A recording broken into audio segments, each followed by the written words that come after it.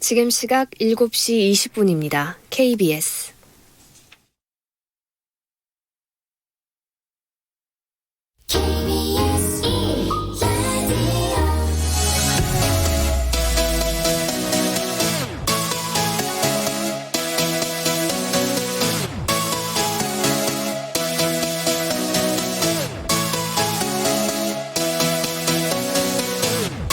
KBS 열린 토론.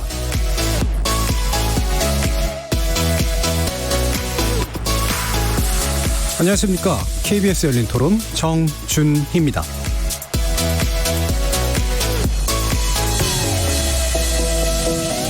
KBS 열린 토론, 오늘은 KBS 1라디오가 준비한 4.15 총선 기획 내 삶을 바꾸는 정치, 투표는 투자다. 그 두 번째 시간으로 여러분을 만납니다. 거리와 온라인, 각자 삶에서 여성들이 목소리를 냈지만 아무것도 바뀌지 않았다는 분노가 창당을 이끌어냈다. 다음 달 공식 창당을 앞두고 있는 여성의 당 박진숙 서울시당 위원장의 이야기입니다.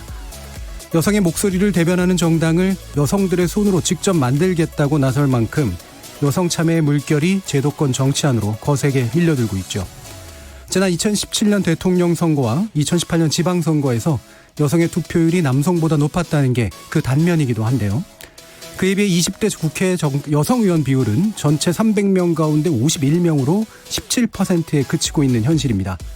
여성들, 이번 총선에서는 조직된 목소리로 표출될 수 있을까요? 21대 국회는 이것을 어떤 식으로 수용하게 될까요?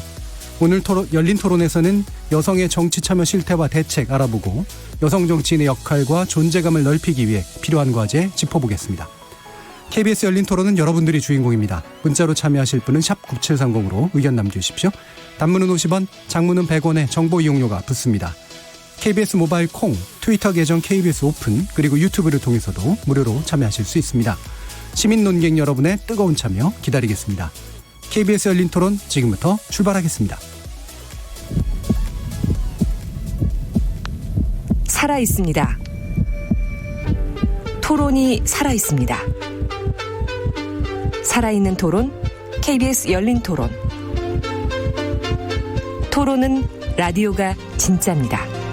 진짜 토론, KBS 열린 토론.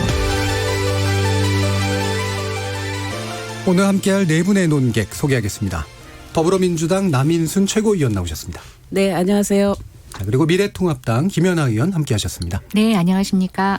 정치하는 엄마들의 장하나 활동가 나오셨습니다. 네, 안녕하세요. 자, 그리고 가수 오지은 씨 함께하셨습니다. 안녕하세요. 반갑습니다.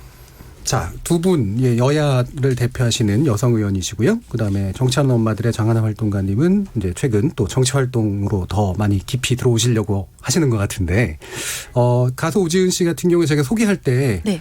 정치하는 여성 가수 이렇게 소개를 할까 그러다가 그건 아닌 것 같아서. 네, 정치를 주의 깊게 보고 있는 그냥 일반 시민입니다. 예.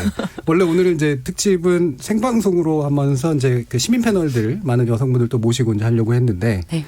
국가 시책에 동참하는 그런 마음으로 일단은 네 분만 모시게 됐고요. 아마 오지은 씨께는 그 시민 패널의 역할까지도 같이 또 부탁드려야 될 것 같습니다. 알겠습니다.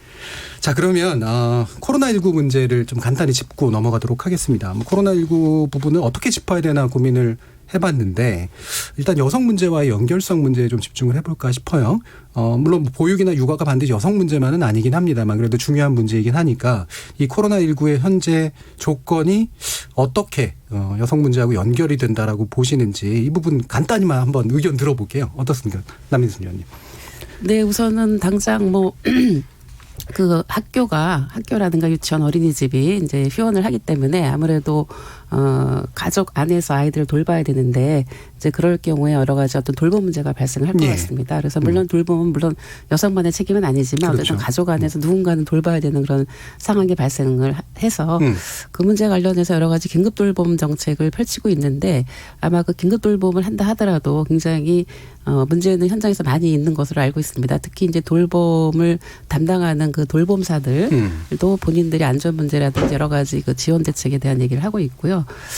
그리고 또 집에서 아이를 돌봐야 될 경우에는 휴가를 해야 되는데 지금 현재는 무급 휴가로 되어 있거든요. 예. 오늘 이제 정부가 발표한 정책에 따르면 어떤 그런 가족 돌봄 휴가를 할 경우에 그 근로자들에게 그 휴가 기간 동안에 어떤 일시적인 지원금은 정부가 지원하겠다 이런 정도의 이제 대안을 내놓은 상황입니다. 그래서 지금 이제 보건복지위원회에서도 감염병 관련한 법에 아예 이제 그 유급휴가를 주자라고 하는 그런 법안도 현재 예. 올라와 있는 상황입니다. 예. 네. 구체적인 법안도 아까 좀 이따 더 말씀을 나눌 수 있을 것 같고요. 네.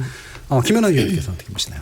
네, 아마 제 주변에 이제 아이 키우는 엄마들하고 연락을 해보면 일단 다 아이들이 아무데도 안 가고 집에 있다. 예. 그래서 아이들하고 삼시세끼 해먹느냐고 정신이 없다라고 얘기를 하시더라고요. 예, 저희 아이도 삼식이 되고 있습니다. 또 다행히 재택근무를 할 수 있는 예. 좀 그래도 규모가 있는 기업에 다니는 경우에는 그나마 좀 아이들을 돌볼 수 있는데 그렇지 못한 경우에 있어서는 여러 가지 어려움이 있는 것 같고요.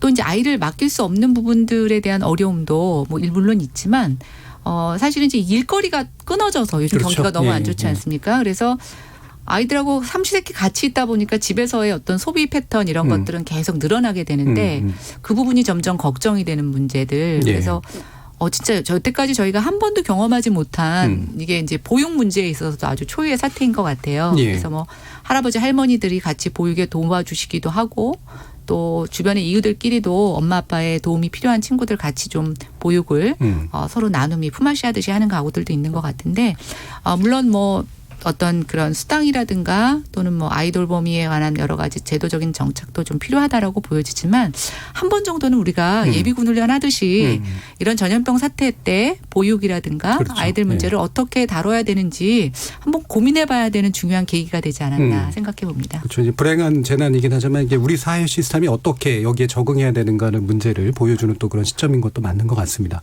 장하나 활동가님 어떻게 보시나요?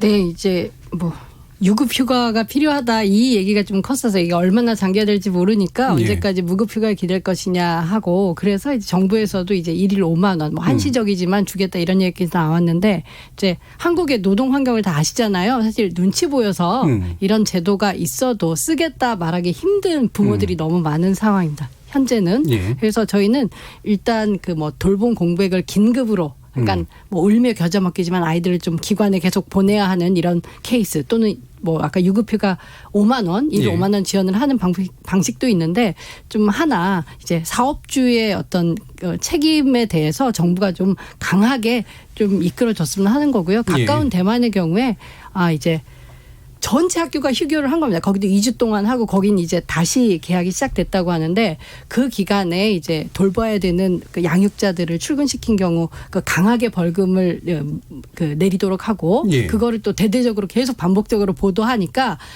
지금 이렇게 다 고통 분담해야 되는 시기에 사업주나 경영주들도 이제 분담을 해야 된다 이런 인식들을 같이 갖는 것 같아요. 근데 예. 지금은 제가 보기에는 월급쟁이들이 아무래도 더 지금 좀 고통받고 있다. 그래서 아이들 뭐 지역에 할머니 할아버지 보내려니 또 확진자 동선 확인하고 이렇게 예. 지금 현장에서 너무너무 혼란스럽고 슬프네요. 자, 그래서 이제 감염병 예방법에 대한 개정 촉구 기자회견을 하셨는데 관련이 좀 있으신 건가요? 그렇죠. 이게 바로 유급휴가를 네. 자녀 돌봄 때 쓰자는 법이고 이제 정의당 윤석열 의원이 2016년에 냈으니까 좀 된 법인데 2월 19일에 이미 보건복지위 법안소위 열렸고 거기에 상정이 안 됐어요. 아예. 예. 그때 이제 그 박능우 장관이 얘기한 거는 올해 1월 1일부터 시행된 그 자녀 돌봄 휴가라는 게 있습니다. 예. 그 남녀 그 고용평등법에 그거를 이제 좀 적용해서 그러니까 양쪽에 뭐 엄마 아빠가 다 있는 경우에는 10일씩 20일까지 되니까는 그 제도를 좀 쓰고 요거는 추후에 좀 보자 이렇게 해서 당장에 통과는 어려운 상황 같고요. 이게 무급이냐 유급이냐 논란이 계속되니까 정부가 지금 이제 일부 지원하는 안을 또 가지고 오고 계속 이렇게 변화가 보여지고 있습니다. 예. 우지은 씨께서는 어떠신가요? 예, 저는 장하나님의 의견에 굉장히 동의하는 편인데요. 그 사회가 변하는 속도가 굉장히 빠르잖아요. 그래서 그 속도를 맞추기가 만약 그 업장 같은 경우에서 힘들다면 정부가 좀 강제적으로 복지 차원에서 방금 말씀하신 벌금을 내린다던가 예. 그렇게 유급휴가라든지 아니면 재택근무라든지 이런 제도를 좀 더 적극적으로 권장하는 방향으로 나가줬으면 좋겠다는 생각을 하고 있습니다. 예. 그러니까 제도 개선이 단지 지원뿐만이 아니라 실제 사업장의 분위기를 바꾸는 것 이런 네. 쪽으로 연결됐으면 하는 한다는 의견 두 분 또 주셨는데 실제로 이제 정치를 맡고 계시는 입장에서 이 법안에 대해서 어떻게들 판단하시나요? 남희순 의원님. 예, 뭐 법안이 이번에 같이 이제 다뤄졌으면 좋았겠다라는 생각을 예. 하는데요. 이제 우선은 10일 동안 그 자녀 돌봄 휴가를 이렇게 무급으로 할 수 있도록 되어 있거든요. 예. 그래서 이제 그런 부분들을 앞으로 또 이런 재난이라고 하는 부분은 앞으로도 수시로 올 수가 있습니다. 이제 그럴 경우에는 좀 더 이것을 유급화하는 방안도 저는 적극 검토해야 된다라는 그런 입장입니다. 근데 우선 당장 안 돼 있으니까 아까 이제 정부에서 우선은 이번에 각 그 사업장으로 하여금 자녀 돌봄 휴가를 사용할 수 있도록 권고하는 내용이 일단 지침이 내려갔고요. 그리고 휴가를 사용할 경우에는 여러 가지 휴가비에 대한 어떤 지원 이런 부분을 해주겠다라고 하는 일시적인 지원이지만 예. 그런 정도의 정책은 이번에 아쉽지만 이렇게 임시적으로 좀 일단 정해진 되고 것 있고. 같습니다. 예. 지금 코로나 3법이 어쨌든 빨리 통과는 됐는데 그래도 늦었지만 그래도 빨리 통과는 됐는데 이 부분 여야 간의 뭐 정쟁이나 어떤 대립의 가능성들은 없다고 보시나요? 김연아 의원님. 이번에 이제 코로나 3법 여야 간의 이견 없이 통과가 됐고요. 예.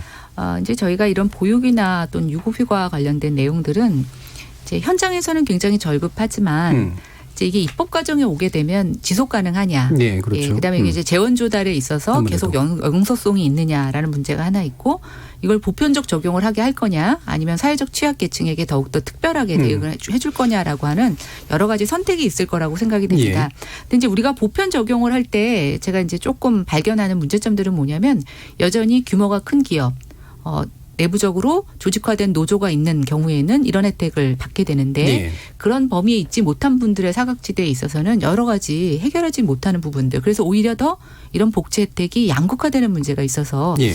저는 이 보편적 적용이라는 것을 우리가 범위를 확대하고 혜택을 늘려가면서도 저는 여전히 취약계층에 대한 부분들은 더 특별한 배려가 필요하겠다. 예. 일단 마지막으로 이제 아까 장하나 운동가께서도 말씀하셨는데 이게 이제 국가가 해줄 수 있는 것과 기업이라든가 고용주들이 자발적으로 할 수 있는 예. 문제들 또 이런 것들은 사회적 인식의 문제도 있다라고 보여지고요. 남성들이 보육을 같이 공동 책임지는 이런 사회적 움직임하고도 같이 연관이 됐다고 보여지는데 총체적으로 저는 이번에 이 코로나 사태를 우리가 겪으면서 예. 이런 문제들에 대해서 조금 더 한 단계 진일보한 해법을 찾을 수 있는 기회로 맞이했으면 좋겠고요.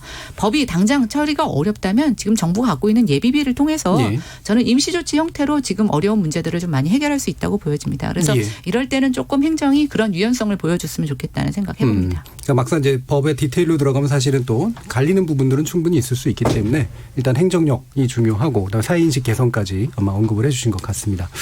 자, 그러면 여성 문제의 여성 정치 활동 그리고 여성의 정치 진출에 관련된 문제에 좀 깊이 들어가 보려고 하는데요. 일단은 정당들 상황들 한번 짚어보죠. 남인순 의원님께서 이제 여당 여성 의원들을 주축으로 이제 지역구의 30% 여성 공천 법제화 필요성 주장하셨는데 일단 그 취지를 좀 설명 주시죠. 네, 지금 현재는 이제 선거법에 여성을 30% 공천할 수 있다라고 하는 임의조항으로 예. 되어 있습니다. 그리고 각 정당에서는 당원 당규에 뭐 30% 공천을 하여야 한다라고 하는 의무조항이 있습니다만 그 당원 당규가 이행되지 않아도 사실 특별한 어떤 제재 조치는 없거든요. 그래서 법을 개정을 선거법에다가 이걸 해야 되겠다 생각을 해서 30% 여성을 공천하여야 한다라고 하는 부분으로 좀 의무조항으로 하고 그걸 이행하지 않았을 경우에는 지금 이제 비례대표에서 여성 50%를 그 배정하지 않으면은 등록을 불허하는 제도가 있거든요.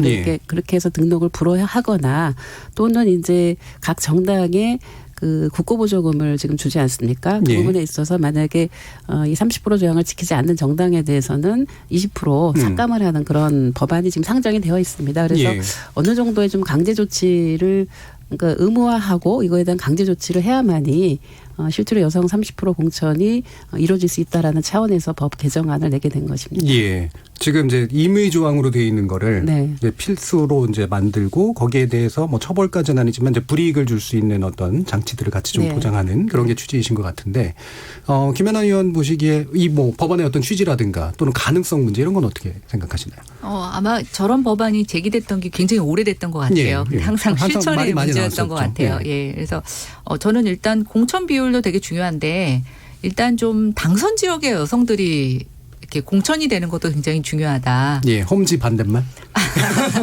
그러니까 이제 보통 저희가 청년 여성 이런 식으로 해서 인재 기용이라고 그렇죠. 해서 영입하고 데려오는데 그런 친구들을 실질적으로 당선 가능성이 낮은 지역에 그냥 공천을 비율을 채운다는 명목하에 하게 되면 정당 전체로도 승리할 수 있는 어떤 그런 가능성도 적어지고 이른바 버리는 카드로 쓴다는 그렇죠. 거죠. 또 하나 이제 그분들에게 있어서도 뭐 요즘 청년들 그런 얘기하는데 선거 때마다 이용당한다라는 표현도 쓰고 있거든요. 그래서 저는 두 가지가 같이 가야 된다고 생각이 돼요. 그래서 어차피 지금 우리가 희망적으로 30%를 얘기하지만 그 30%를 강제하는 것이 법을 통과시키는데 어렵다라고 하면 정당들이 실질적으로 이 당선 가능성 그러니까 여성 지금 이제 저희가 당선 비율로 보게 되면 20대가 한 17% 되게 됩니다. 예, 근데 이제 OECD라든가 세계 이제 그 의회 연맹 이런 쪽에 보면 한 22% 정도, 뭐 23% 정도 되니까 아직도 많이 부족하거든요. 그래서 우리가 조금 당선을 높일 수 있는 그래서 실질적으로 정치에 참여의 비율이 여성이 늘어날 수 있는 부분에 대해서 좀 같이 수반되는 게 필요하지 않을까라는 생각을 해봅니다. 그러니까 20대 국회가 이제 17%라는 말씀 주셨는데 18대 19대 전에 비해서 좀 늘어난 수치인가요? 어떤가요? 네, 지금 16대에 한 5.9%였는데요. 그 이후에 17대에 처음으로 두 자릿수 13%를 기록을 했고 20대 이제 17%가 됐습니다.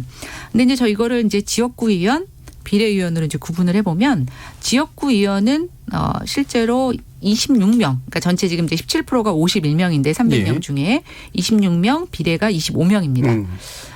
제가 보니까 지역구는 민주당이 굉장히 많은 것 같아요. 그래서 더불어민주당이 17분, 그다음에 이제 과거 새누리당이 6분이었고요. 비례로 가게 되면 조금 더 이제 새누리당 쪽에서 여성 비례 공천을 많이 하고 당선이 됐는데 이제 이게 보니까 여성들 같은 경우 지역에서 살아남기가 굉장히 어려운 특히 그래도 좀 도시 지역에서는 여성들의 당선 비율도 공천 비율도 많지만 우리가 도농 지역이라든가 농촌 지역으로 가게 되면 공천도 어렵고 당선도 어려운 좀 이런 여건이 있기 때문에 이게 전체적으로 우리가 좀 도시화라든가 또 지역 주민들의 의식 수준과 같이 가지 않으면 실제로 공천을 해도 우리가 이렇게 여성 정치인들을 많이 배출하는데 현실적으로 어려움이 있지 않을까 생각해 봅니다. 남민순 의원께서도 실제로 그 이런 지역에서 당선 가능성이 굉장히 떨어지는 게 공천 과정에서도 이제 사실 그 문제가 있고 현실로 아마 느끼실 것 같은데요. 어떻습니까?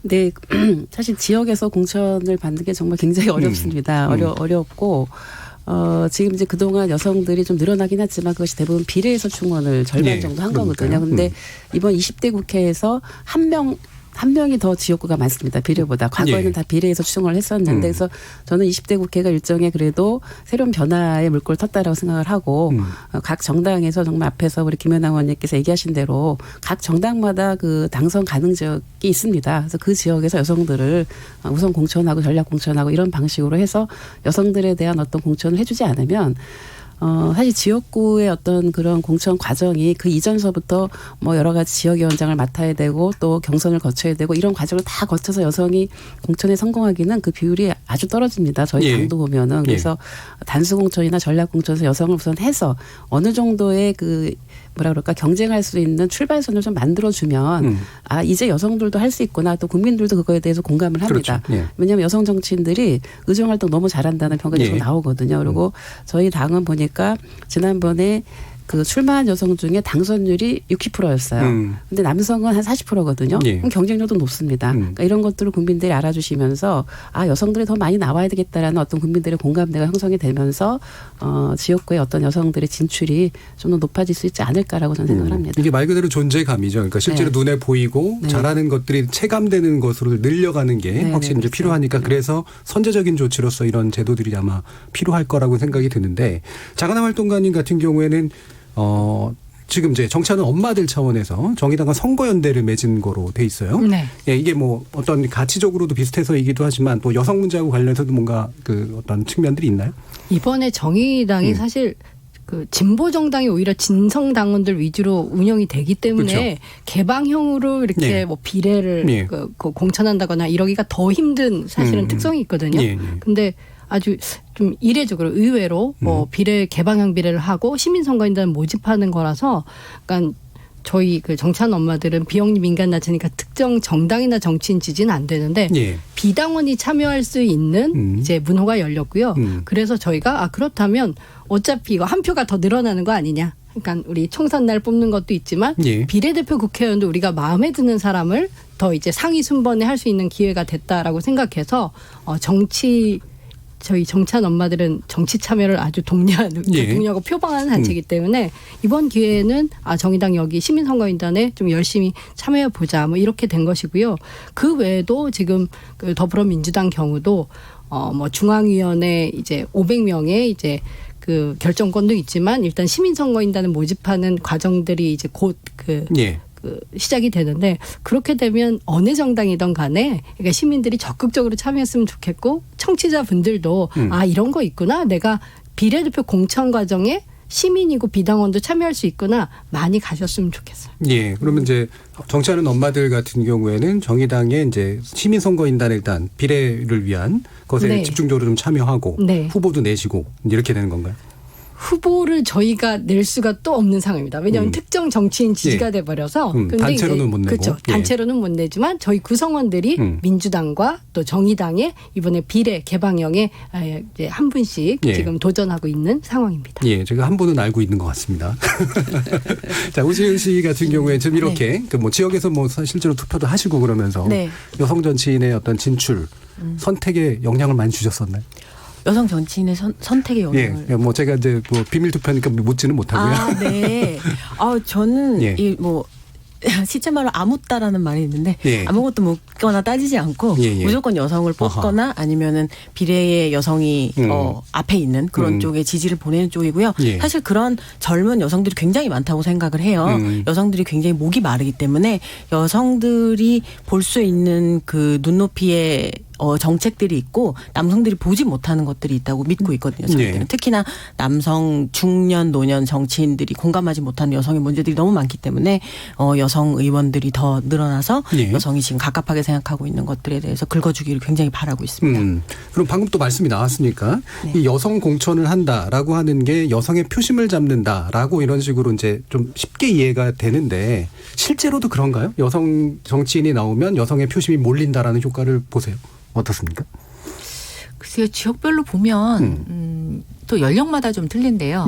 유권자 비율은 지금 여성하고 남성이 거의 5대5일 것 같은데 투표율로 보면 한 20대 30대 여성의 투표율이 좀 낮지 않은가 이런 생각이 들고 이제 저는 정치인이다 보니까 신문기사에 댓글 같은 거 많이 보거든요. 또 유튜브나 블로그에서 댓글을 보는데 확실히 남성들이 댓글을 올리는 경우가 많습니다.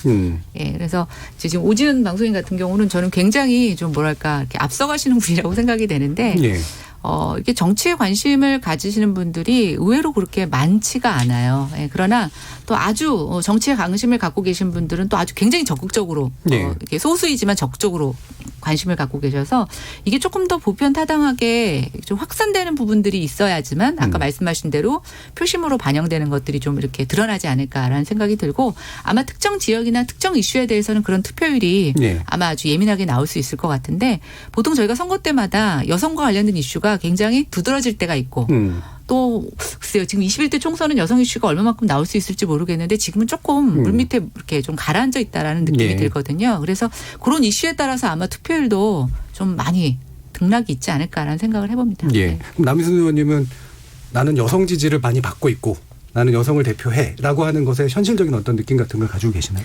또 저희가 그 더불어민주당에서 좀 분석을 해봤습니다. 19대 때도 분석을 해보고 했는데, 그러니까 여성 유권자가 그러니까 처음에는 그런 가설이 있었어요. 여성들이 여성을 안 찍는다 이런 가설을 그런 얘기 갖고 많았죠. 하도 남성 정치인들이 여성을 공천 안 하는 명분으로 그걸 쓰더라고요. 그래서 그게 아니다라는 걸 보여주기 위해서 좀 조사를 해봤습니다.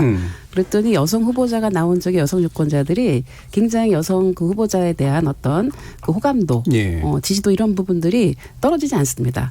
조금 높은 거로 나왔었습니다. 그런 부분이 좀 있어서 그리고 저도 사실 지역에서 조사를 해보면 저에 대한 어떤 호감도나 지지도 부분에서는 여성들이 많이 해줍니다. 그러니까 그런 부분에 있어서는 아마 그 여성들이 펼치는 정치의 내용이 보다 여성의 삶이라든지 아니면 어떤 우리 소수자라든지 약자라든지 이런 어떤 문제들에 대해서 조금 더 감수성을 갖고 정치를 한다라고 하는 그런 평가가 여성들 안에서 있는 것이 아닌가라는 생각이 듭니다. 그래서 여성들이 좀 더 그 표심을 줄 수 있는 부분이 있고 저는 이제 그 2030의 여성들이 최근에 이제 2000 대선과 또 지방선거를 거치면서 이제는 우리 여성들의 어떤 삶과 이 투표가 관련이 있다라고 하는 부분에 대해서 굉장히 마음이 달라졌다고 생각을 합니다. 예. 그러니까 과거에는 투표가 내 삶과 무슨 관련이 있어 이런 게 좀 많았다고 한다면 이제는 국가가 여성을 지켜줘야 된다라는 생각을 하면서 그러려면 어떤 국가 권력을 내가 선택해야 되겠다. 예. 정치인을 내가 선택해야 되겠다. 이런 흐름으로 변화는 저는 시작됐다고 생각을 하고 있습니다. 예. 뭐 장하나 활동가님은 원래 청년 여성 정치인에서 네. 이제 시민단체인데 네. 뭐 어쨌든 정치의 범 영역 안에서 계속 이제 네, 하시는 거긴 그렇습니다. 합니다. 네. 예, 이게 뭐 생활 정치 영역이시긴 한데요. 이 엄마들을 정치로 하게 만든다라고 한 건 이 이름 안에도 나오는 것처럼 네. 이게 어떤 의미입니까?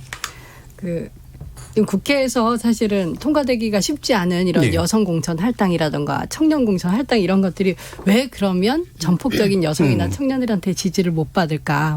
방금 전 질문도 사실 연속성상이 그렇죠. 있는 예. 것 같은데 저 또한 그렇게 왜 그럴까라고 생각해 봤을 때 그러니까 우리가 여성 정치인이라고 했을 때 내가 여성으로 겪는 문제들을 같이 겪는다던가 아니면 그런 것들을 적극 해결할 것 같은 분들보다는 여성 정치 역시도 엘리트주의, 그러니까 엘리트인 여성들, 뭐 예컨대 청년이지만 젊지만 뭐 기성 정치인들 못지않게 잘하네 뭐 이런 거죠. 예. 여성이지만 뭐 우리가 뭐 박영선 의원, 추미애 의원 이렇게 좀 뭐라 그럴까요? 아니면 박근혜 전 대통령까지도 예. 우리가 생각하는 여성 정치인의 상이 지금까지는 나를 대변할 거라는 생각들이 잘 안 든단 말이죠. 예, 그래서 여성성이라는 게 가로가 쳐져 있었다는 말씀이신 것 같은데. 그렇기도 하고 같은 예. 여성들도 우리가 여성 문제라고 하면 아까 애 보는 문제서부터 예. 아니면 직장에서 차별받는 문제 이런 건데 그런 문제들을 과연 겪고 그 문제를 해결을 하기 위해 정치를 하는 분들일까 했을 때 예. 경력 이력 봤을 때 그렇지 않은 분들이 좀 더 많다는 거죠. 다 그렇지는 않으시겠지만 그런 면들도 여성 공천 할당하자라고 했을 때 많은 그 여성 유권자들이 그래 해야 된다. 라고 하지 못하는 그런 장벽이 되지 않았을까 싶고요. 저희 정치하는 엄마들은 뭐 제가 정치할 생각이 없는 분들한테 같이 합시다 한 것보다는 사실 많은 시민들이 정치 참여하고 싶은데 길이 하나도 없어요. 당원이 된다는 것은 예. 그냥 당비 내고 지지하는 선이지만 지지하는 선에서 그치고 내가 정말 의제를 뭐 던지거나 직접 참여하기는 평당원들이 어느 정당이 좀 힘들거든요. 시민단체도 사실은 좀 마찬가지입니다. 후원금을 네. 내는 데서 되게 그치는데 그런 게 아니라 직접 내가 좀 행동할 수 있고 목소리를 낼 수 있는 그런 장으로서의 단체, 그러니까 엄마들의 정치 세력화를 좀 하자고 제안을 했던 것인데 한 3년 차 되고 있고 또 많은 효능감을 느끼면서 저희 예. 회원들은 좀 해나가고 있거든요. 예. 그러면 이런 분들은 나도 좀 아니면 아이가 한 초등학교 고학년만 되면 나도 출마해볼 수 있지 않을까 예, 라던가 예. 정말 이런 문제를 누구한테 해결해 주기를 바라는 게 아니라 직접 목소리를 내야 또 정치권도 반응하는구나 이런 경험이 쌓이면서 재밌는 어떤 정치적 시도 이런 것들이 되고 있고요.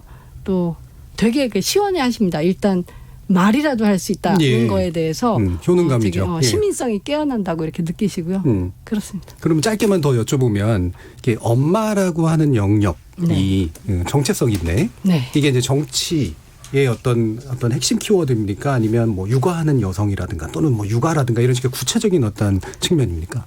엄마가 예. 경험해 보신 분도 계시겠지만 종합 예술이죠. 종합적이죠. 여러 가지 저희가 문제. 환경 이슈를 다뤄야 되고 보육, 복지, 교육, 노동 다 다뤄야 되는 분야라서 사실 엄마기 때문에 이제 아동 인권만 다룬다 또는 엄마들 고용단절과 같은 여성 문제만 다룬다 이런 구분은 없고요. 둘 다에 관심이 있습니다. 근데 기존의 이제 여성 운동이라든가 여성계에서 사실은 이 돌봄, 보육 부분은 약간 후순위로 늘 안 다뤄지던 면이 있기 때문에 저희도 여성 단체이지만 그 중에서도 이런 양육자의 문제도 같이 다루고 있고요. 사실 공적 돌봄, 그러니까 어린이집, 학교에서 아이들을 잘 돌봐줘야 사회 활동을 할 수가 있거든요. 예. 그러니까 이러한 돌봄 문제와 노동 문제는 사실 불가분의 관계입니다. 예, 그러니까 굳이 제가 좀 단순화시켜서 표현하면 생활 정치 영역과 이제 여성의 영역이 좀 겹쳐져 있는 어떤 교집합의 영역에서 엄마라는 키워드가 좀 나와 있는 것 같은데요. 예, 오늘 또 여성에 관련된 또 이야기니까 오진 씨 같은 경우에는 이렇게 엄마가 아닌 여성. 네. 예, 문제랄까? 네. 뭐 이런 거에 대해서도 어떻게 생각하세요? 엄마가 되는 거 아닌 거를 막 쫙 정해놓을 수가 없으니까요. 그렇죠. 사실 네. 저는 엄마는 아니지만 엄마로서 여러 가지 문제를 겪고 있는 여성들이 남일처럼 느껴지진 않아요. 그래서 굉장히 연대해야 된다고 생각을 하는데 그거 이제 그것이 돌봄 문제라든지 보육 문제 같은 게 앞으로 더 나와야 된다는 것도 그 다른 여성들의 행복을 추구하는 점에 있어서 굉장히 동의를 하고요. 예. 근데 그것 말고도 모두가 겪고 있는 여성 모두가 겪고 있는 예를 들면 뭐 성추행이라든지 성범죄라든지 뭐 디지털 성범죄라든지 그런 일도 너무 많고 그리고 엄마와 엄마 아닌 여성이 공통적으로 직장에서 겪는 경력 단절이라든지 그런 문제를 헤쳐나감에 있어서 모두가 연대해야 된다는 그런 큰 생각이 있어요. 알겠습니다. 자, 그러면 이제 두 의원님께 다시 좀 여쭤야 될 것 같은데 두 분도 이제 비례로 입문하신 거잖아요. 그렇죠? 예. 그럼 효과적인 뭐 수단인 것만은 맞는 것 같은데 일단 정치에 시작하신 계기들이 있으실 거 아니에요? 남 의원님 어떻습니까? 네, 저도 이제 사실은 정치권 바깥에서 오랫동안 뭐 그 여성운동, 시민운동을 그렇죠. 네. 오랫동안 했었는데요. 뭐 그렇게 해서도 세상은 변한다고 생각을 했었습니다. 그런데 지난 이제 아마 이명박 정부였던 것 같은데 그때 이제 여러 가지로 뭔가 어떤 민생 문제라든지 아니면 여성 젠더 문제라든지 여러 가지들이 뭔가 그 제도가 되더라도 진전이 안 돼, 실질화가 되지 않는 이제 그런 상황들을 보면서 아, 문제는 정치구나. 그래서 이 정치 구조가 바뀌지 않으면 안 되겠다라고 하는 사실 시민들이 정치를 바꿔야 되겠다라고 하는 우리 장하나 우리 활동가님과 비슷한 생각이었는데요.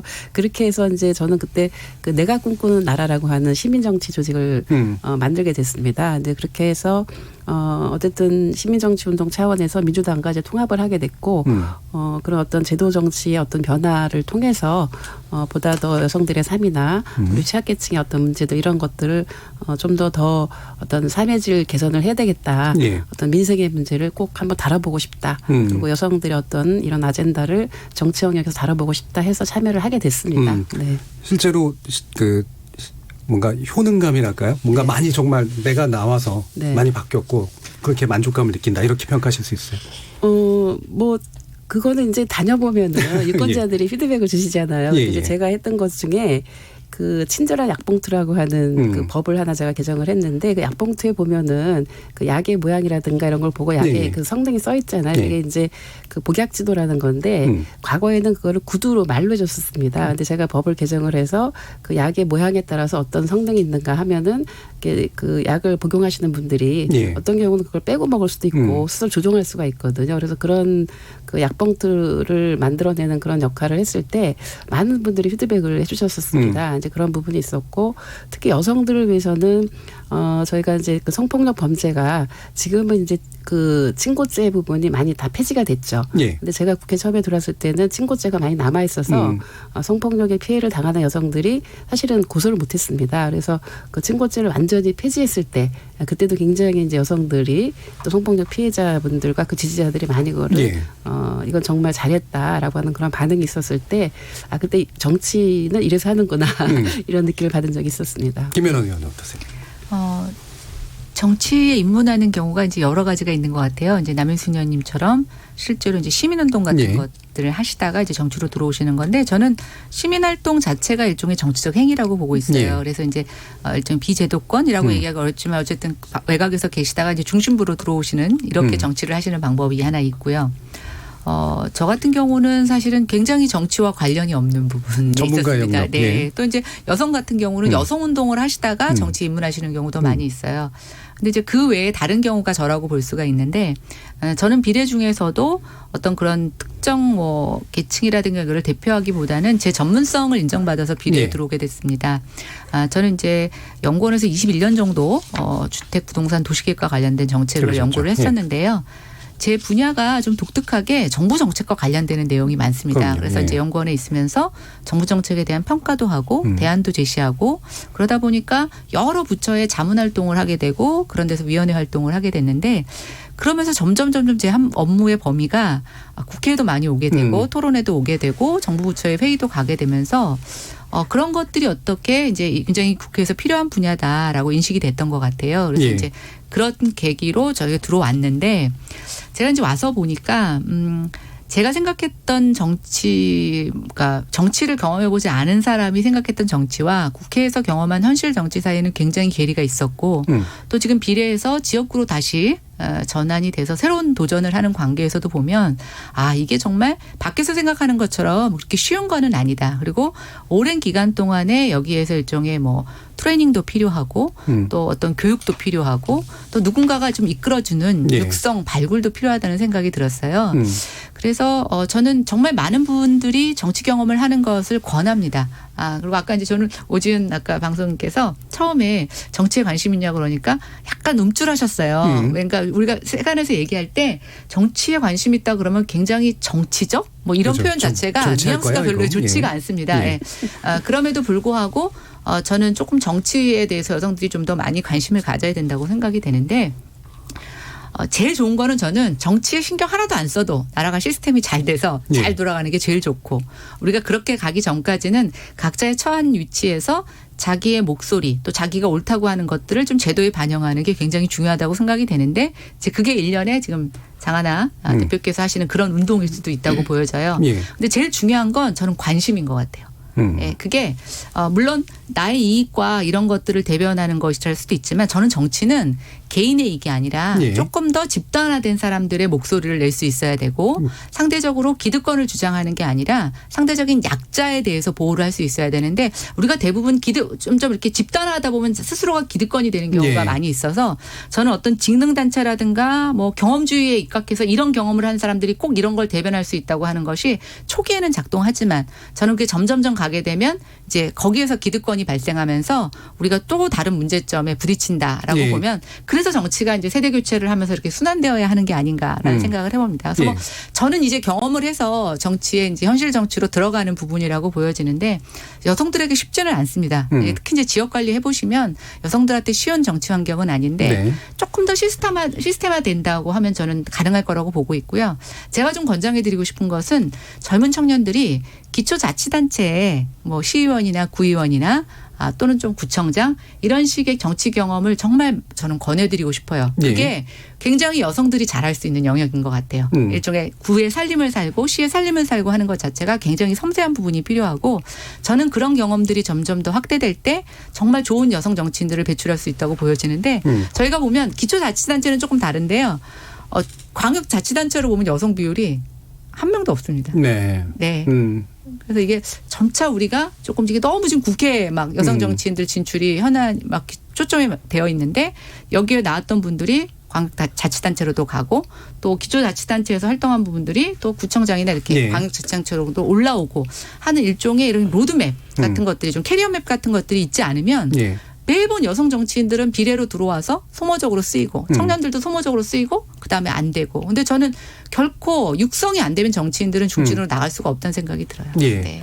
저는 비례 예, 잠깐만요. 4년 했지만 제가 소모됐다는 생각은 한 번도 안 해봤고 예. 4년 동안 일을 할 만큼 했었다. 물론 또 8년을 했었어도 좋겠지만 제가 제일 잘할 건 아니니까요. 제가 뭐 물갈이에 대해서 그렇게 저는 부정적인 편은 아니에요.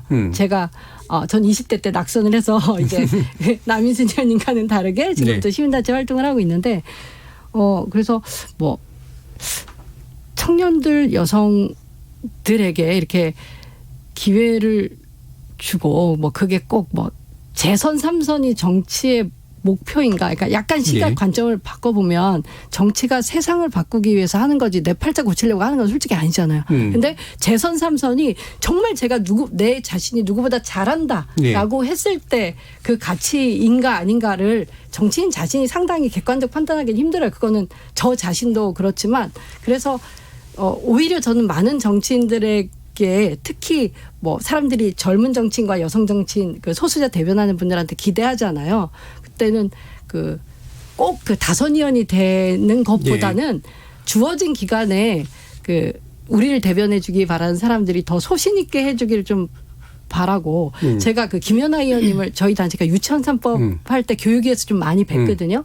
근데 아까 말씀 들어보니까 주택 쪽 전문 어떤 영역을 가지고 비례를 하셨다고 하는데 좀 그래도 그러면 상관 있는 분야인 뭐 국토위 같은 데 가셨으면 훨씬 더 잘하셨을 거 아니겠습니까? 전반기에는 국토위 그러니까 했었어요. 교육위를 못하셨다 이런 말은 전혀 아니지만 그래도 저분이 그걸 누구보다 잘할 뿐인데 이렇게 뭐 저는 환노위 그냥 4년 했어요. 제가 노동 문제에 제일 좀 관심이 많아서 했는데 그런 것들이 좀 아쉽고요. 진짜 잘하실 일을 하셨으면 그게 더 우리 모두에게 낫지 않았나 이런 생각들이 들죠. 근데 실제 여의도에서는 그런 합리적인 그 뭐 기준으로만 돌아가는 게 아니기 때문에 좀 답답합니다. 효능감이 정말 많이 떨어지죠. 여의도에서. 예, 이 세 분이 그러니까 여성 운동을 하시면서 이제 여성 정치인으로 오신 남인순 의원님, 그다음에 전문가로서 또 이제 발탁되셔서 여성 의원으로서 활동하신 분, 그다음에 의원이었다가 이제 시민으로 이제 가셔서 또 정치 활동하시는 분, 이렇게 이제 세 분이 있는데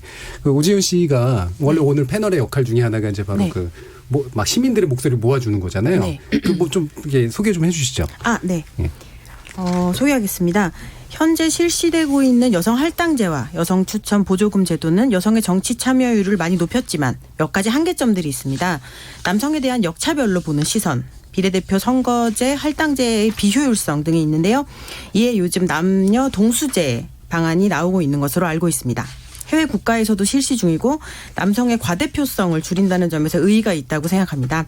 다만 남녀 성비를 좀 더 따져보고 위 제도가 위헌은 아닌지 등의 공론화 과정을 거쳐봐야 한다고 생각하는데요. 의원님들은 이 부분 어떻게 생각하십니까? 라고 해주셨습니다. 이게 또 그 본인도 비슷한 문제의식을 가지고 계신가요? 네. 본인의 질문이라고도 할 수도 있겠네요. 두 분 네. 의원 말씀 들어보죠. 남인순 의원님.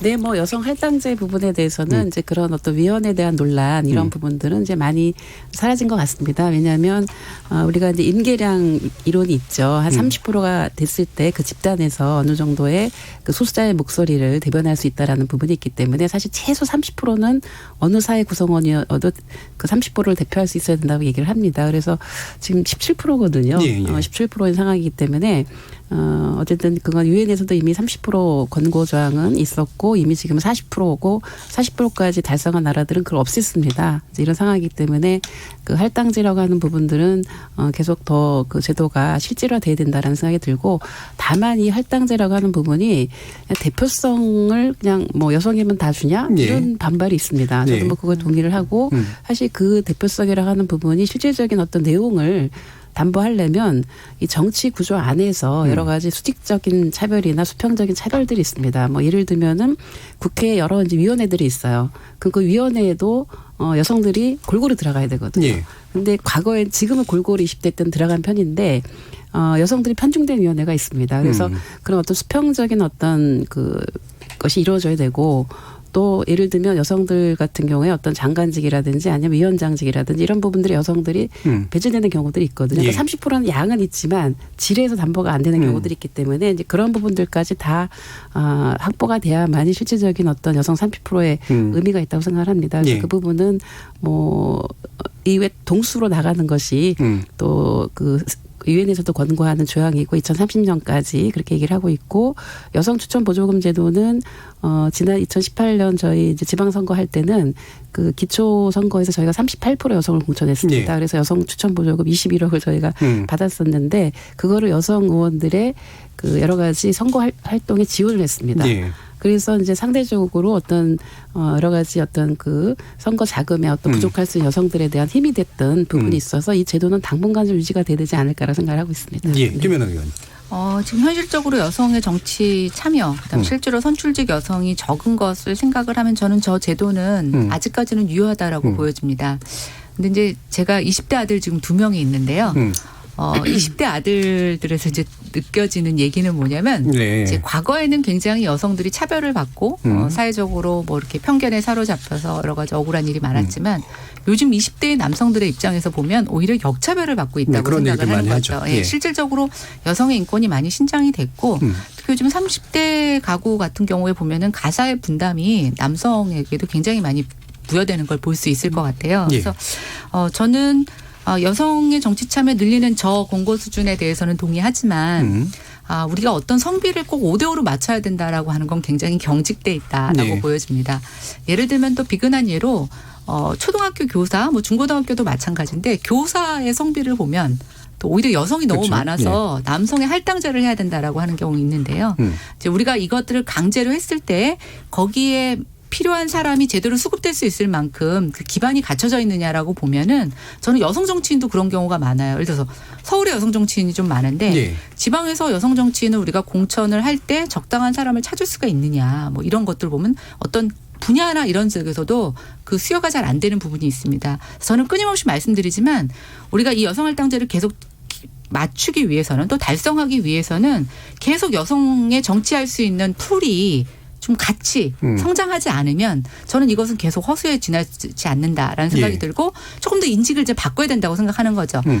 뭐 그게 숫자적으로 5대5의 의미를 줄 수도 있지만 이제는 남성들이 역차별을 느낄 만큼 여성이 사회적인 어떤 대우가 있어서 굉장히 높아진 부분도 분명히 있다라고 보면 예. 이제는 이 균형을 맞춰주는 부분에 대해서도 분명히 다른 목소리도 나올 수 있다. 그래서 저는 여성의 정치 참여가 자꾸만 여성만을 위한 그런 게 아니라 네. 좀 균형적인 안목이 필요하다고 생각이 되고 아까 이제 장 대표님께서 저한테 이제 국토교통이 있었으면 더 좋았겠지 않겠냐 얘기하시는데 저도 처음엔 그랬어요. 근데 제가 막상 교육에 가보니까 제가 예전에 보지 못했던 다른 시각이 생기고 굉장히 균형 감각이 생긴다고 들어서 우리가 저는 어떤 경험주의에 입각한 대표성 굉장히 중요하다고 보여지만 그것과 관련해서 꼭 그 분야에서만 일을 해야 된다거나 또는 그 분야와 관련된 법을 만들었을 때 굉장히 우리가 균형감을 잃을 수 있다. 그래서 저는 이 정치에서 제일 중요한 건 뭐냐면 내가 알지 못하는 것, 경험하지 못한 것들을 해보고 그 사람들의 입장이 되어보는 것. 이게 예. 저는 굉장히 중요한 경험이라고 생각합니다. 예.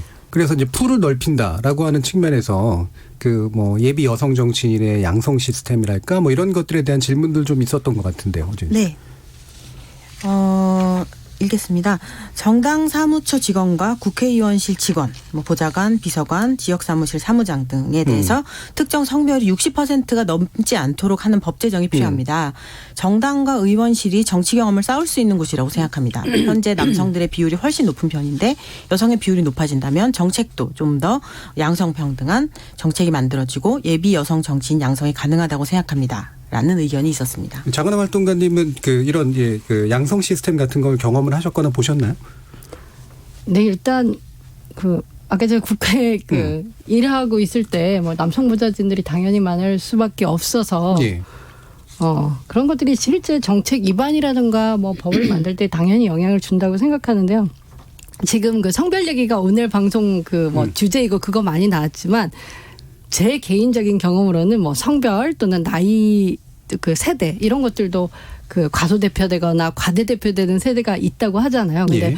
제가 겪은 국회는 과연 그러면 뭐 50대, 60대, 뭐 70대 남성들은 과연 그 나이대의 정치인들에 의해서 잘 대변받고 있느냐 한다면 그렇지도 않거든요. 예. 우리 1대 99라고 하는데 사실 정치인들 이제 평균 재산 해보면 사실 너무 우리 평범한 사람들보다는 잘 살고 있고 해서 그런 식으로 따지다 보면 사실 어느 세대 어느 그렇죠. 성별도 잘 대변받지 못해요. 지금의 정치로선 해서 저는 성별도 뭐 기계적인 반반은 아니겠지만 지금 너무 한쪽으로 기울어져 있으니까 다른 성별 차별받지 않게 많아져야 되는 건 당연한 거고 청년이 너무 없는 것도 당연한 거고 또 하나 이제 이런 제도에서 늘 간과되는 게 그럼 가난한 사람들은 누가 대변할 거냐는 말이죠. 좀 돈이 없는 사람들도 어떻게 하면 정치할까? 정치인들의 평균 재산 어떻게 낮출까? 이런 것들이 제도적 고민이 같이 돼야 저는 여성 청년 중에서도 차별받는 사람들은 사실은 가난한 사람들이 더 차별받게 마련인데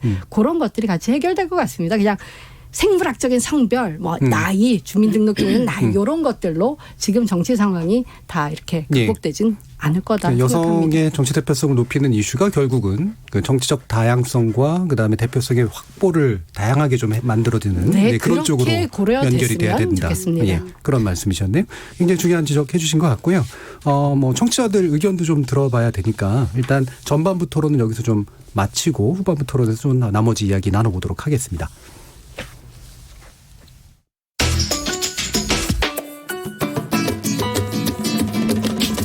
묻는다, 듣는다, 통한다.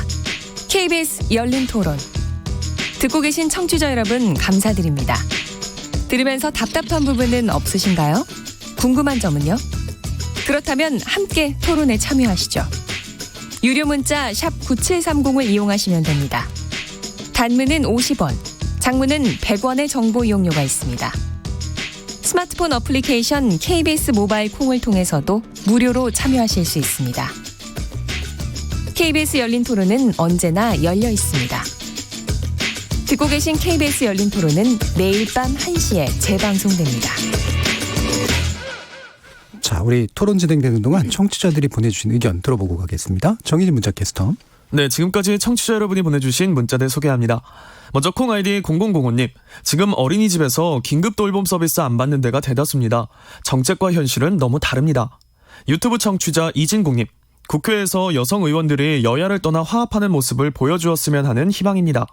유튜브 청취자 고래밤님, 여성 정치인의 장점은 무엇인가 라고 했을 때 그걸 묘사하는 단어가 너무 제한적인 듯 여겨집니다. 섬세하다. 이건 너무 진부합니다. 콩 아이디 9803님, 내가 정치하길 정말 잘했다 생각되셨던 적이 언제신지요? 여성 국회의원으로서 가장 보람 있었던 순간 말씀해주세요 해주셨고요. 콩 아이디 김동호님, 자원봉사자분들 가운데 여성분들이 정말 열심히 활동하시더라고요. 그런데 대우는 아직 너무 낮아요. 이런 분들을 위한 정책 필요해 보입니다. 콩 아이디 K76580905님, 묻지도 따지지도 않고 무조건 여성 후보라고 뽑는 건 좀 그러네요.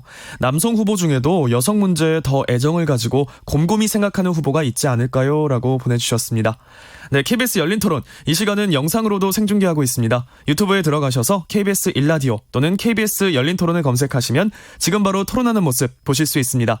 방송을 듣고 계신 여러분이 시민 노객입니다. 계속해서 청취자 여러분들의 날카로운 시선과 의견 보내주세요. 지금까지 문자캐스터 정의진이었습니다.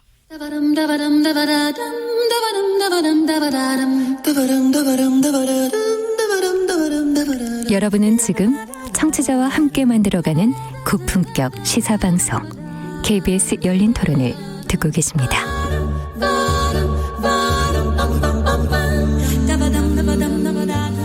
KBS 열린 토론, 오늘은 4.15 총선 기획 내 삶을 바꾸는 정치, 투표는 투자다라는 주제로 가수 오지은 씨, 정치하는 엄마들의 장하나 활동가, 김하나 미래통합당 의원, 그리고 남인순 더불어민주당 최고위원, 이렇게 네 분과 함께 하고 있습니다. 청취자들이 전해주신 의견 가운데 한 가지 좀 짚으면서 이제 뒤에 얘기를 시작해보면 어떨까 싶은데요. 어떨 때 보람 있으셨어요라는 그런 얘기를 막 하고 있으시네요. 그래서 짧게 한번 들어보고 갔으면 좋겠습니다. 남민순 의원님. 예, 근데 그 청취자분께서 그 긴급 보육 실시하지 않는 어린이집 있다 그래서요. 예, 예. 그것도 알려드려야 될 것 같습니다. 지금 그 이용 불편 신고센터가 개설이 되어 있습니다. 그래서 1670-2082로 신고할 수가 있고요. 예. 어떤 사유도 달지 않고 긴급 돌봄이 필요하면 그 어린이집에서 당번교사가 돌볼 수 있도록 통상의 시간대로 할 수 있도록 되어 있으니까요. 이 부분에 대해서는 이런 시스템을 이용해 보시면 좋을 것 같고요. 예. 예. 저는 이제 의정활동 하면서 가장 제가 많이 신경을 썼던 부분은, 아동 문제하고, 건강 문제, 그 다음에 이제 여성 이슈 이런 부분들이었는데요.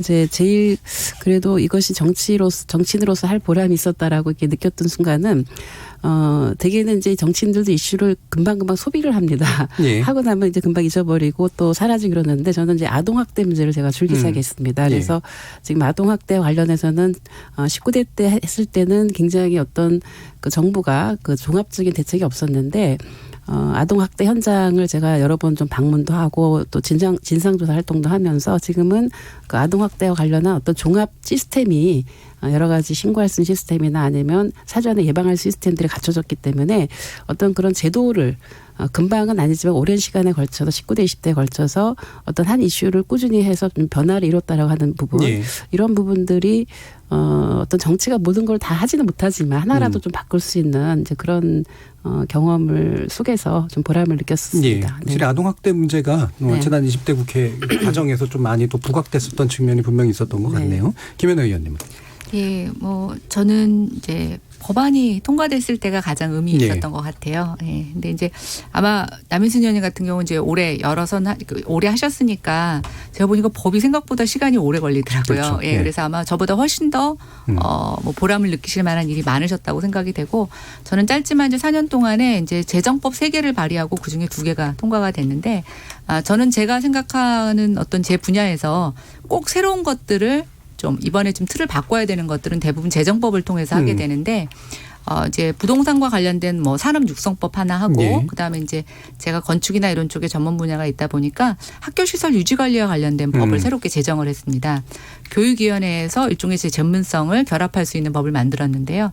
그 법을 통과시켰을 때가 제일 보람 있다고 생각이 됐고, 또 하나 제가 국회의원 하면서 가장 특권이라고 생각하는 건 제가 옳다고 생각하는 모든 발언들이 기록으로 남는다는 것입니다. 예. 지금은 평가받지 못하지만 회의록으로 기록되면서 어느 누군가는 나중에 저희 기록에 대해서 평가해 주겠지라고 하는 것이 사실 저는 가장 특권이고 가장 보람 있는 일이라고 생각합니다. 예.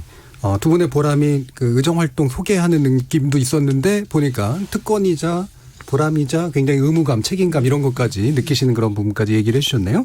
장하나 활동가님은 뭐 정치인 시절 또는 네. 네, 지금 엄마하는 활동가, 정치하는 엄마들 네. 예, 하시면서 어떤 게 보람이 있으세요? 뭐 저희야 유치원 3법 뭐 패스트트랙 때문에 올해는 걸렸지만 결국 통과된 부분도 많이 알려졌고요.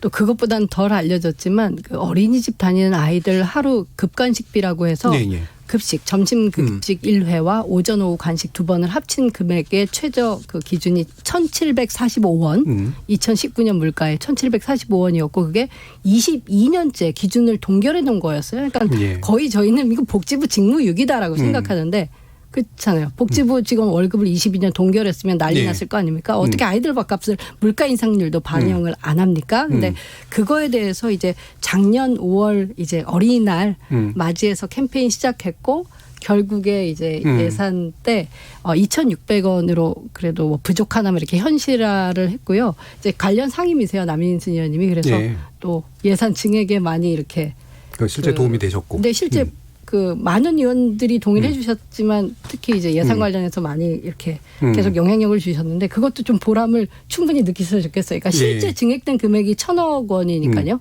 네, 뭐 두 분의 대단한- 보람이네요. 그러니까. 아니, 저희 같은 경우에 뭐 저보다 저희 회원들이 예. 국회의원들한테 전화 문자 행동을 그렇게 많이 해요. 특히 뭐 그렇죠. 예산절 정기국회 때 법 통과해달라 또 문자 좀 많이 받으셨을 텐데 유치원합법 해달라고 저희 회원들이 예. 문자 많이 했고 또 뭐 예산 늘려달라 이렇게 하는데 그런 그거밖에 할 수 없어서 아이 예. 보면서 예. 엄마들이 그렇게 정치에 참여를 하고 예, 있습니다. 정치하는 엄마들이 정치에 영향을 주는 무서운 엄마들이 이건 맞는 것 같네요.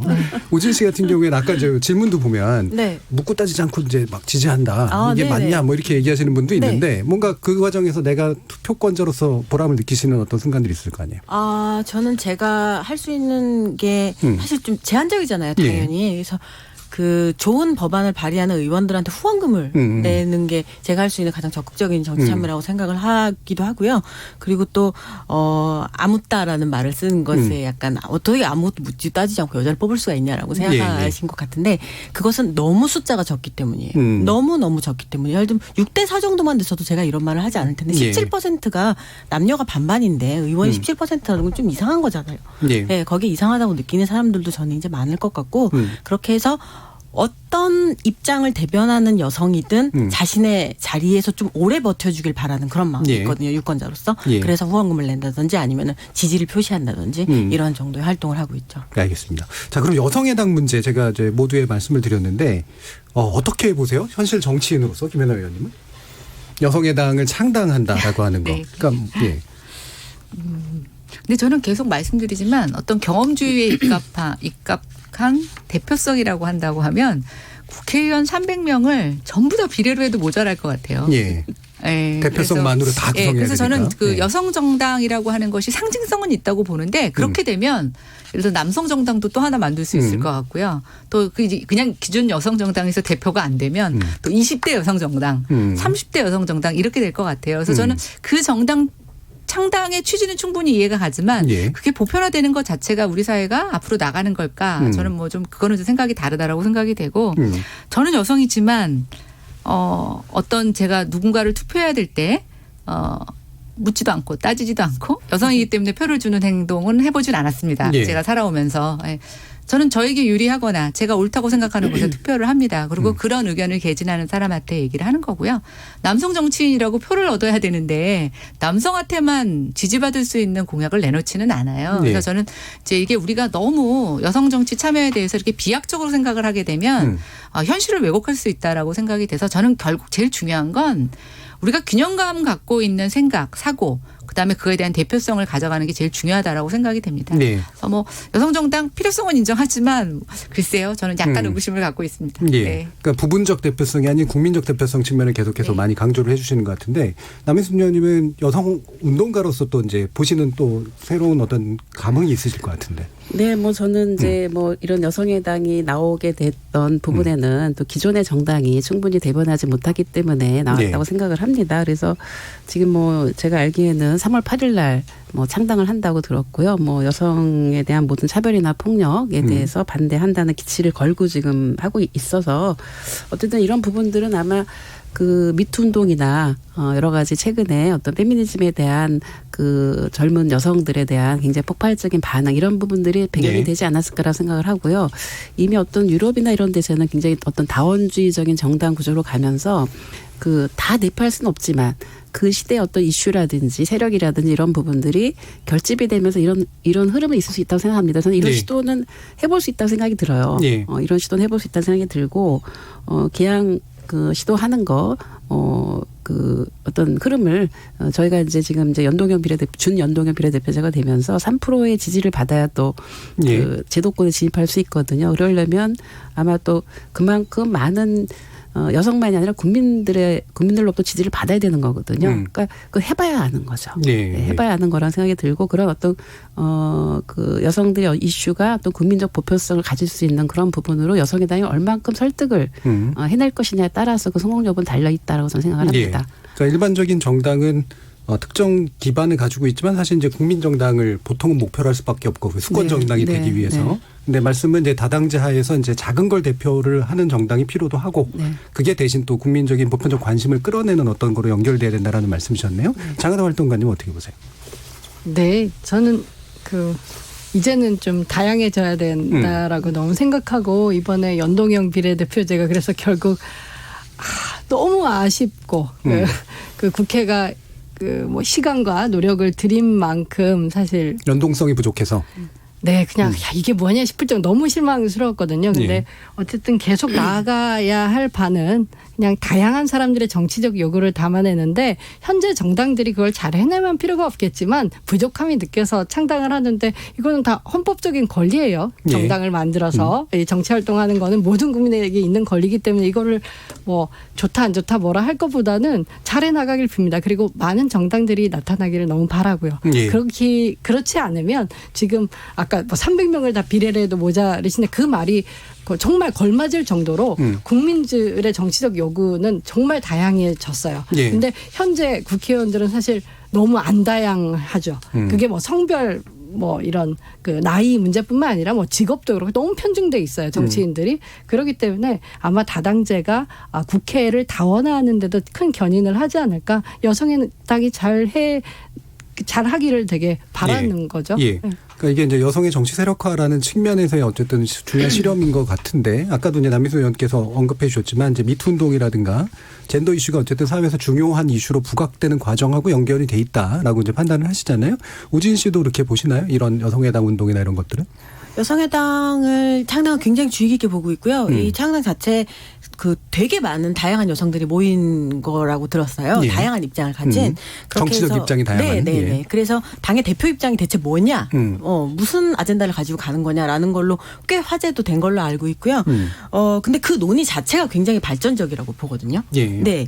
그래서 또 당을 만든다는 것 자체가 굉장히 적극적인 정치적 시도잖아요.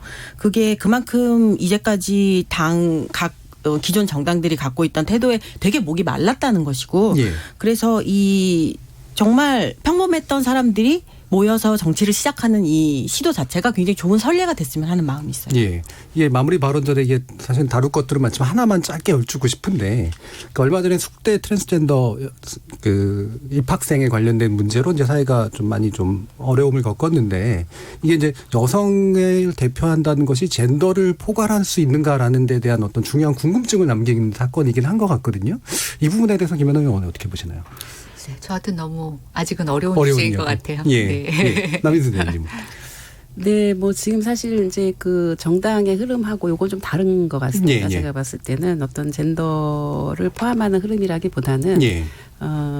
어쨌든 이제 그동안에 여러 가지 많은 무슨 디지털 성범죄 문제라든지 그런 속에서의 또 여성들이 느낀 어려움들이 있다 보니까 그런 포괄적인 어떤 젠더 문제까지 포괄하는 그런 그렇죠. 흐름은 예. 아닌 것 같아요. 예. 여성의 당의 경우에는. 이제 그래서 이제 이런 어떤 트랜스젠더라든가 이런 문제들은 보다 우리가 어떤 각 분야에서 사회적으로 좀 더 논의가 돼야 될 것 같고 어떤 제도권 안에서의 논의나 이런 부분들은 아직은 그것이 충분하게 이렇게 어떤 그 제도 안에서 논의해야 될 만큼의 올라오지는 좀 않은 상황이라고 저는 아직은 판단하고 일단 있습니다. 젠더 이슈가 자체는. 네. 예. 알겠습니다. 숙대 장하나 얘기. 뭐 이건 뭐 개인적인 의견이지만 예. 숙명여대에서 보여준 이제 페미니스트를 자처하는 그룹에서 트랜스젠더 학생 입학을 반대했고 실제로 그래서 입학을 포기한 사태는 저는 당연히 엄연한 혐오죠 하고 폭력적인 행태가 일어난 것이고, 그러니까 뭐 페미니즘이 뭐냐 그렇게 토론할 정도로 전 모르지만 제가 하는 거는 뭐 전 제가 페미니스트라고 생각하는데 그냥 사람들은 다 평등하고 차별받지 않아야 되고 고통을 주면 안 된다는 거예요. 그리고 그렇게 말도 안 되는 이유로 고통을 주면 안 된다는 거예요. 그래서 뭐 숙명여대에 있었던 이런 저는 너무 불행한 경험이라고 생각하는데 그 역시도 사실은 뭐 여성운동이 발전하는 어떤 계기가 됐으면 좋겠고요. 다시는 일어나서는 안 될 일이라고 생각해요. 그거는 말도 안 된다고 생각합니다. 정말. 알겠습니다. 이제 뭐 요 얘기 더 했으면 좋겠습니다. 마무리를 해야 될 것 같아가지고 두 분께 먼저 이제 두 분의 의원께 정치권이 어떤 이 부분을 여성 문제, 여성의 정치 참여를 제대로 해결하기 위해서 어떤 게 급선무다라고 보시는지를 짧게 1분 이내로 한번 들어볼게요. 남인수 의원님. 네, 뭐 이번에 21대 선거에서 지금 각 당의 공천 진행이 되고 있지 않습니까? 그래서 이번 공천 과정에서 정말 여성들이 그 당선 가능한 지역에서 여성들이 많이 또 선전할 수 있도록 그런 부분들이 아직 제도는 안 바뀌었지만 정당의 공천 과정에서는 좀 이것이 반영이 됐으면 좋겠다. 그리고 그렇게 되기 위해서는 정당 내 역학구조만 갖고는 힘듭니다. 그래서 많은 우리 여성들이 또 이런 여성들의 문제를 지지하는 많은 분들이 함께 이런 문제 제기를 각 정당에 좀 해주시는 그런 과정이 필요하지 않나라고 생각을 합니다. 알겠습니다. 김연아 의원님. 네, 저는 선거 때마다 등장하는 여성 공천, 여성 인재 영입 이런 것들이 어떤 단발성이 아니라 정말 능력 있고 경험 있는 여성 정치인들을 키워내는 좀 지속 가능한 일련의 행위가 됐으면 좋겠다는 생각이 듭니다.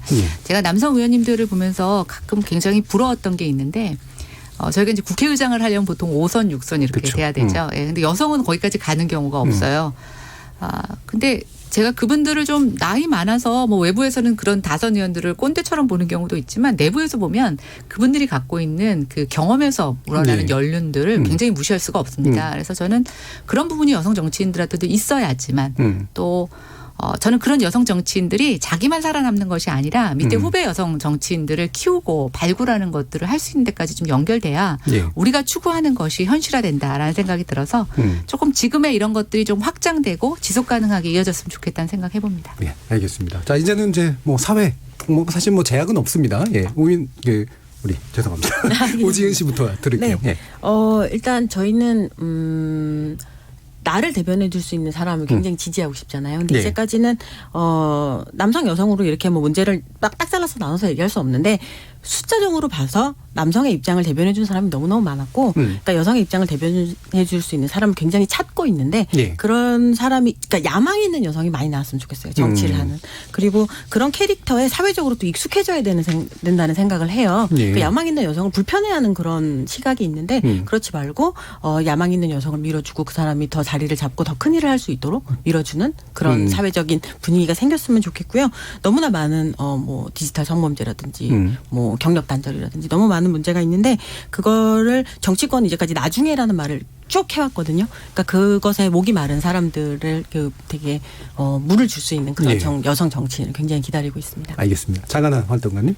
네, 뭐 아동수당이 10만 원 시작됐고 뭐 20만 원, 30만 원 늘린다고 저출생 해결은 안 되고요. 고용단절 문제가 정말 핵심인데 아직도 이 문제를 노동 문제로 안 보고 뭐 복지로 해결한다는 아니란 판단들을 하는데 이것도 사실은 이 어떤 고용단절에 처해보거나 한 여성들이 직접 정치를 안 하기 때문에 온도차가 너무 크거든요. 여의도 요 안팎의 온도차가 커서 그래서 저희 정치하는 엄마들은 이제 정치에 참여하자, 평범한 시민들이 여성들이 하자 이렇게 활동을 하고 있고 또 그 가운데 정치 참여가 이제 시민과 뭐 그 출마자가 구분되어 있는 게 아니라 그 중에서 전 자연스럽게 출마하는 사람, 직업 정치인들이 나중에 더 자연스럽고 발전된 모델이 아닌가 그렇게 저희는 활동해 나가고 있습니다. 예, 생활 정치 속에서 제도 정치가 싹이 트는 그런 방식을 아마 기대하고 계신 것 같습니다. KBS 일라디오가 준비한 4.15 총선기획 내 삶을 바꾸는 정치 투표가 투자다. 이것으로 모두 마무리하겠습니다. 오늘 토론 함께해 주신 더불어민주당 남인순 최고위원, 미래통합당 김연아 의원, 장하나 정치하는 엄마들 활동가 그리고 가수 오지은 씨 네 분 모두 수고하셨습니다. 알아봤습니다. 감사합니다. 네, 감사합니다. 감사합니다. 참여해주신 시민논객 여러분들께도 감사하다는 말씀 전합니다. 청취자들의 적극적인 참여로 만들어지는 KBS 열린 토론, 나중에 팟캐스트 준비되어 있고요. 매일 새벽 1시에 재방송도 됩니다. 저는 다음 주 월요일 저녁 7시 20분에 다시 찾아뵙겠습니다. 지금까지 KBS 열린 토론 정준이었습니다.